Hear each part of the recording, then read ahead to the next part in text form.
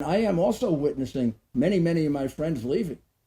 I just drove back from the airport earlier this morning, saw about 5 or 6 moving trucks. And I'm kind of counting them now because I had a friend come over last night, tell me he's moving to Florida. And these are basically upper middle class and wealthy people. They're the tax base of the city. And I've never wondered about, since maybe I stopped being a liberal, I always ask them, why do you attack rich people so much? Don't you realize you need them to pay for the poor people?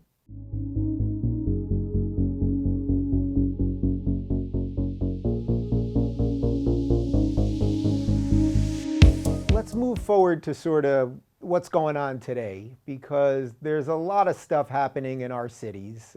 I know you're no fan of your current mayor, even though you still live in New York City. But de Blasio seemingly has done a series of things that are the exact things that you were trying to clean up when you became mayor.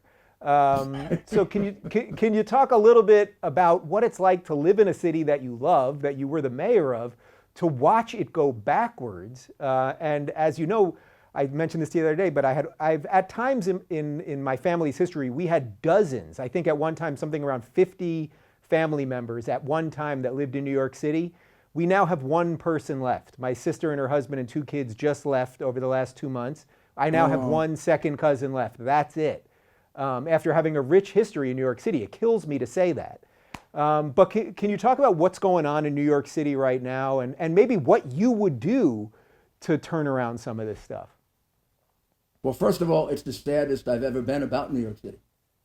I'm much more down about it than I was, let's say, when I ran, or even when I was U.S. Attorney. I mean, when I was U.S. Attorney, I wasn't sure I wanted to run for mayor, but I was seeing all the things that were wrong with New York City. That's when the 2,000 murders a year were taking place. And the mafia had almost every business in the city. I mean, you couldn't build a building, you couldn't have your garbage taken out without paying them. But I always felt there were solutions to this. There were things that we could do. And I always felt there was the will there to change it. Now I'm not, maybe it's because I'm not as involved in politics and I don't go to the local groups as much. I don't feel that same desire to change it, or there's almost a hopelessness. And I am also witnessing many of my friends leaving. I just drove back from the airport earlier this morning, saw about 5 or 6 moving trucks. And I'm kind of counting them now because I had a friend come over last night, tell me he's moving to Florida. And these are basically upper middle class and wealthy people. They're the tax base of the city. And I've never wondered about, since maybe I stopped being a liberal, I always ask them, why do you attack rich people so much? Don't you realize you need them to pay for the poor people? And when I was the mayor of the city, my budget in New York City is, larger than all but about 10 states. I need a tremendous amount of money to take care of Medicare, Medicaid, welfare, aid for children, aid for battered children, all the things we do for the public hospital system. New York City provides universal health care through its public hospital system. Only place in America, I think, that does that, and we've been doing it for 120 years. So our bills are very high. So who pays those bills? Wall Street, all those beautiful apartments you see on Park Avenue and Fifth Avenue and on the West Side now. And every time a new area gentrified and the tax base started to go up, I would see it as I can do more for people.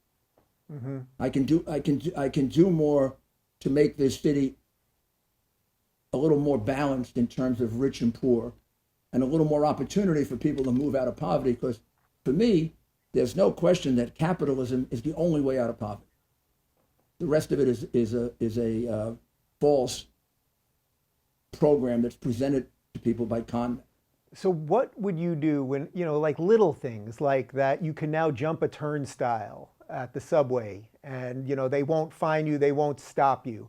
And now we see, I mean, there's videos every day on Twitter. You see 20 people do it at once. Kids just open up the door, that the handicap accessible door, and just let tons of people in. That in many ways, de Blasio's plans, which sort of sound right, we want to help people that are poor, that's always how it's sold, actually encourage lawlessness. And then really let's talk about just the rioting that's happening all over the city. Sure. I've got a friend who lives on Spring Street who has abandoned New York City. He's got a great apartment. He hasn't been there in months, and his friend took a video from his apartment, and all hell was breaking loose. I mean, it truly looked like a third world similar country, experience. New York City. When I was a prosecutor for many, many years, 16, 17, 18 years, I was a federal prosecutor, which meant I always tried very big cases. Like cases, you don't try the small cases. As a local prosecutor, you'll try the murder case and the theft case. Federal prosecutor, you're trying organized crime. You're trying very, very intricate financial fraud, high enough level so it arises to federal crime. So I was not a natural proponent of the broken windows theory. It didn't even make sense to me when it was first told to me, because I always thought we paid too much attention to the small things, not enough attention to the big crimes. And it was taught to me by about 1981, when I was the Associate Attorney General of the United States. We established a Commission on Violent Crime, and Professor James Q. Wilson was the vice chair of it. And I got very close to Professor Wilson, who developed this theory at Harvard with Professor Kelly. And what he tried to explain to me was, first of all, you're not an expert on street crime. I'm going to make you one. You're an expert on high-level crime. Even mafia crime is high-level crime. Let's take a look at street crime. That's what you did for 2 years. He said an awful lot of it has to do with what the young people see in the community. And he said, let's make it really simple. If they see a lawful community where the expectation is that you don't ruin other people's property by putting a graffiti all over it, that you have to pay when you go through the turnstile. If you take something from someone, you have to give it back, or there are punishments for that. He said, if a society is based on that, you have very little big crime. Mm-hmm. Reverse it. If a society looks like your New York, where everything is filled with graffiti as if somebody's property doesn't mean anything, where you don't have to pay for the turnstile, where you can spit on the sidewalk, where you can urinate in the street, where you can do anything you want, the attitude begins at a very early age that there are no limits. There are no restrictions. And by the time you start to get to the big crime, it's really too hard to deal with. So I even translated that into my theory of how you stop a riot, which they failed to do this time, and we never failed to do it. You stop a riot before it is a riot. You anticipate it. You see a protest. Wonderful things, protest. People have a right to call me names, call you names, whatever they want to do. But I used to give him a lecture because Jenkins had so many protests, I just had to stop it cold. I wasn't going to have any. So I gave a speech and I said, let's understand each other. You can have all the protests you want. I'm pro First Amendment.